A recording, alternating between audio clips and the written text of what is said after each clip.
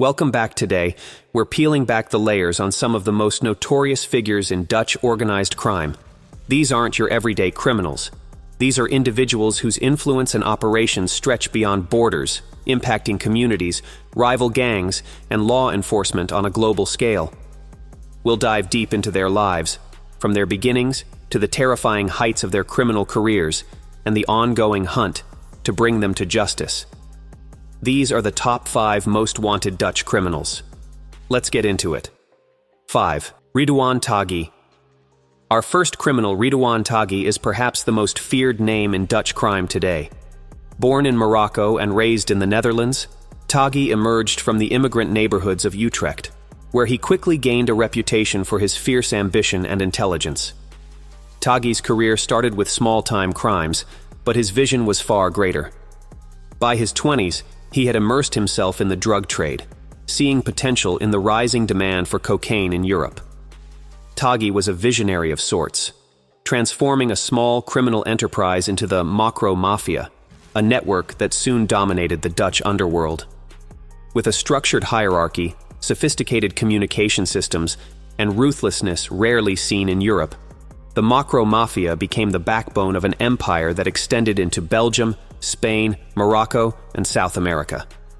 Unlike typical gang operations, the Mocromaffia employed encrypted messaging systems and was extremely secretive, making it nearly impossible for authorities to penetrate their networks. What makes Taghi so infamous, however, is not just his drug empire but his brutal tactics.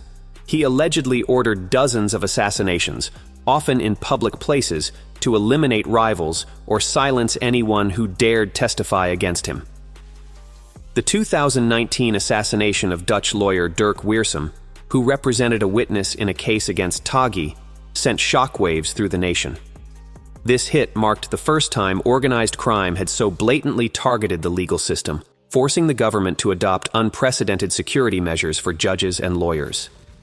Despite a global manhunt, Taghi managed to evade capture for years. Using multiple safe houses across Europe and the Middle East and relying on encrypted technology, he stayed one step ahead. In December 2019, however, his luck ran out. He was arrested in Dubai in a highly coordinated international operation and extradited to the Netherlands, where he's currently awaiting trial. His arrest exposed the scale of his influence and the extent of his operations, but many believe his organization remains active even with Taghi behind bars. Next on our list is Neus F., better known by his alias Neus. Born in Morocco and raised in the notorious Bijlmer neighborhood of Amsterdam, Neus's journey into organized crime was a mix of circumstance and choice.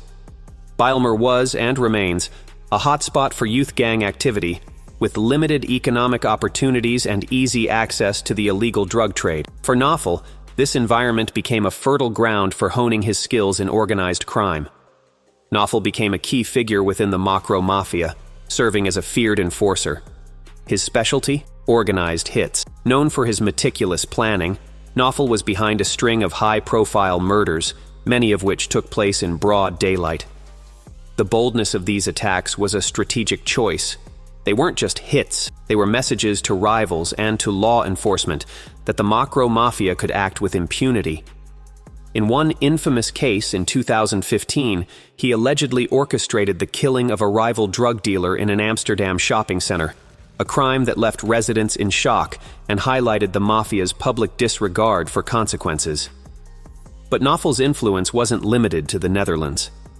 He traveled across Europe under false identities, using high-level contacts to move freely despite a Europe-wide manhunt. It was in 2016 that authorities finally tracked him down in Dublin, Ireland, where he was hiding under an alias. Irish police, acting on information from Dutch intelligence, arrested him in a dramatic raid. In 2019, Neus was sentenced to life in prison by a Dutch court for multiple murders, including his role in a Marengo series of killings meant to intimidate witnesses and dismantle rival organizations. Neus's capture was a symbolic blow to the Mocromaffia, but his reputation as a ruthless killer continues to linger. Many believe his legacy has influenced a new generation of criminals who see him as a figure to emulate, a testament to how deeply his impact runs within Dutch organized crime. 3. Said Razzouki.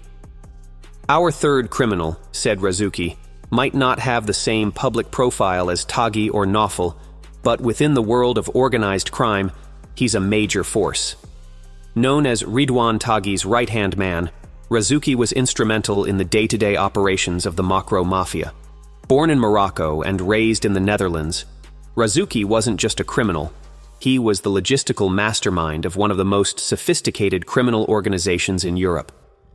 Unlike Taghi, who took on a more public role, Razzouki stayed behind the scenes, managing operations, coordinating drug shipments, and setting up the Mafia's notorious encrypted communications network. This network, consisting of customized smartphones and secure messaging apps, enabled the Mocromaffia to communicate without fear of interception by Dutch authorities. Razzouki's technical skills allowed the organization to operate almost invisibly, moving tons of cocaine from South America to Europe and coordinating assassinations with chilling efficiency. One of Razzouki's most significant involvements was in the Marengo trial, one of the largest cases of organized crime in Dutch history.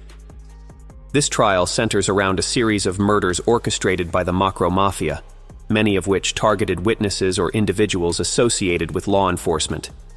Razzouki's role in the Marengo killings made him one of the most wanted men in Europe. Razzouki spent nearly a decade evading capture, moving between safe houses in Latin America and Europe. In 2020, after years of international pursuit, he was finally arrested in Medellin, Colombia. His capture was hailed as a victory for Dutch authorities, but it also underscored the challenges of dismantling global crime syndicates. With Razzouki in custody, Dutch law enforcement is piecing together more of the Mocromaffia's operations, hoping to fully dismantle the network he helped build. 2. Willem Holleeder. Willem Holleeder, known as the Neus, is arguably the most famous criminal in Dutch history. His story begins in the 1980s with one of the boldest crimes the Netherlands has ever seen, the kidnapping of beer tycoon Freddy Heineken. Along with his childhood friend Cor van Hout, Holleeder orchestrated the abduction of Heineken, holding him hostage in a hidden cell and demanding what was, at the time, one of the largest ransoms in criminal history.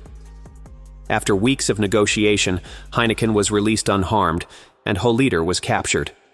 He served his sentence and was released in the early 1990s, but instead of leaving crime behind, Holleeder delved deeper into the Dutch underworld. He quickly established himself as a prominent figure in organized crime, involved in drug trafficking, extortion, and, eventually, murder. Holleeder became a feared man, even ordering hits on former associates.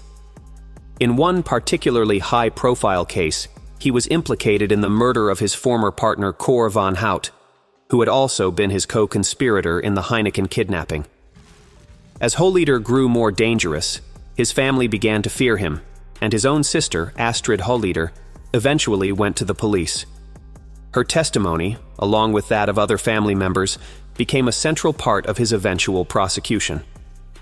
In 2019, Holleeder was sentenced to life in prison for his role in multiple murders. His story has been widely covered in Dutch media, inspiring books, documentaries, and even a movie. He's seen as a symbol of a bygone era in Dutch crime, but his impact on Dutch culture and the nation's understanding of organized crime is undeniable. 1. Richard H., aka Rico the Chilean. Last but certainly not least is Richard H., also known as Rico the Chilean. While the other criminals on our list operated mainly within Europe, Rico's empire stretched across continents, establishing him as a key player in the international cocaine trade. Unlike his Dutch counterparts, Rico based his operations in Chile, hence his nickname, where he controlled a complex network of suppliers, distributors, and buyers from South America to Europe. Rico's operation was highly sophisticated, involving ties to Colombian cartels and connections across Europe's most critical drug trafficking routes. His network specialized in transporting cocaine from Colombia and Bolivia to Europe, utilizing hidden compartments in shipping containers, encrypted messaging, and a loyal network of associates. Rico's empire wasn't just about moving drugs. It was about laundering millions in profits. He operated shell companies across South America and Europe, making it extremely difficult for authorities to track his financial assets. Rico's arrest was the result of an extensive international operation. In a series of raids that spanned several countries, authorities were able to disrupt his network and finally bring him into custody. His capture has been celebrated as a significant blow to the European cocaine trade, but his legacy lives on. Rico's story demonstrates the scale and complexity of modern organized crime, highlighting the vast international reach and the sophisticated methods used by high-level criminals.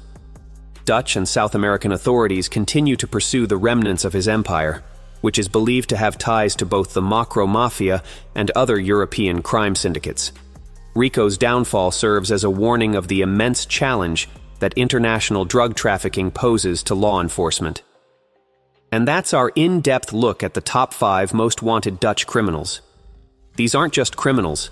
They're symbols of a growing network of organized crime that operates across borders, using technology, violence, and influence to build powerful empires. Each of these individuals has left a lasting impact on Dutch society, not only through their crimes, but through the fear and complexity they introduced to the world of law enforcement. Their stories highlight the unique challenges facing today's justice systems. Tackling organized crime isn't just about capturing criminals. It's about understanding and dismantling the complex networks that make their operations possible. Thanks for watching. If you enjoyed this deep dive, please like, subscribe, and hit the notification bell for more true crime stories. Let us know in the comments which of these criminals shocked you the most. And as always, stay safe, and we'll see you in the next video.